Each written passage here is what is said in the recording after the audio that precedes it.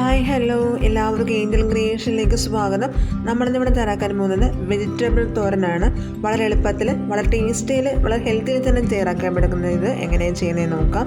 അതിനായിട്ട് ഒരു ചട്ടിയെടുപ്പ് ചൂടാൻ വയ്ക്കുക. ചട്ടി ചൂടാകുമ്പോൾ അതിലേക്ക് 3 ടീസ്പൂൺ വെളിച്ചെണ്ണ ചൂടാകുമ്പോൾ അതിലേക്ക് 1 ടീസ്പൂൺ കടുകിട്ട് നന്നായിട്ട് പൊട്ടിച്ചെടുക്കാം. അതിനുശേഷം അതിലേക്ക് ഒരു തണ്ട് കറിവേപ്പിലയിട്ട് നല്ല മൊരിയിച്ചതിന് ശേഷം 1/2 കപ്പ് സവാള ചേർത്ത് കൊടുത്ത് നന്നായിട്ട് ഇളക്കി കൊടുക്കാം. സവാള ഒന്ന് വഴണ്ട് കിട്ടുന്നതിന് വേണ്ടി നമുക്ക് ഒരല്പം ഉപ്പും കൂടെ ചേർത്ത് നന്നായിട്ട് ഇളക്കി യോജിപ്പിച്ചതിന് ശേഷം ചെറുതായിട്ടൊന്ന് മൂത്ത് വരുമ്പോൾ നമുക്ക് അതിലേക്ക് ഒരു നുള്ളു മഞ്ഞൾപ്പൊടിയും ചേർത്ത് നന്നായി ഇളക്കി യോജിപ്പിച്ച് കൊടുക്കാം.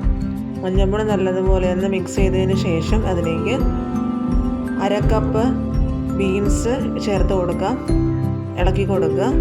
അതുപോലെ തന്നെ നമുക്ക് ഇതിലേക്ക് 1/2 കപ്പ് ക്യാരറ്റും കൂടെ ചേർത്ത് കൊടുക്കാം. ഇനി നമുക്കതിലേക്ക് 1/4 കപ്പ് കോളിഫ്ലവറും കൂടെ ചേർത്ത് കൊടുത്ത് നന്നായിട്ട് ഇളക്കി യോജിപ്പിച്ച് കൊടുക്കാം. നല്ലതുപോലെ ഇളക്കി യോജിപ്പിച്ചതിന് ശേഷം നമുക്ക് വേകുന്നതിന് വേണ്ടി അല്പം ഒന്ന് അടച്ച് വെച്ച് ഒന്ന് വേവിച്ചെടുക്കാം.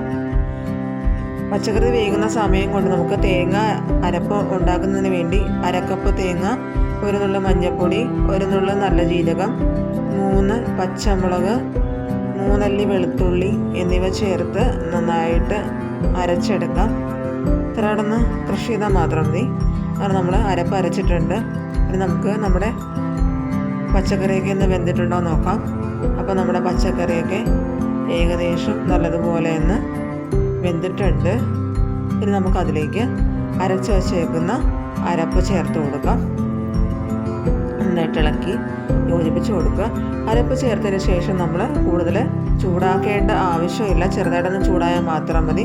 അപ്പം തന്നെ നമ്മുടെ തോരൻ ഇവിടെ തയ്യാറായിട്ടുണ്ട്. എല്ലാവർക്കും ഇഷ്ടപ്പെട്ടു എന്ന് വിചാരിക്കുന്നു. എല്ലാവരും ട്രൈ ചെയ്തുകൂടിയെന്ന് നോക്കുക.